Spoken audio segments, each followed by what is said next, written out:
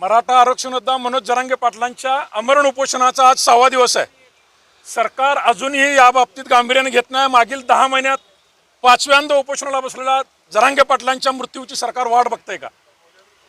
हा विषय एवढा क्रिटिकल झालेला आहे, यांना कालच्या लोकसभेला यांचा सुपडा साफ करून जर यांची भागत नसेल तर यांना सोलापूर जिल्ह्यात तमाम आमदार खासदार जे राहतात, पालकमंत्री येतात, उद्यापासून त्यांना या जिल्ह्यात बंदी करण्याचा आम्ही निर्णय घेतलेला असून जरांगे पाटलाच्या जर जीवाचं काय बरं वाईट झालं तर सरकारचं एकही शासकीय कार्यालय हे मराठा समाज भवन जेवढे आहेत ते शासकीय कार्यालयात सगळे लोक आमच्या मुक्कामाला येतील। मग सरकारला खूप अवघड जाईल।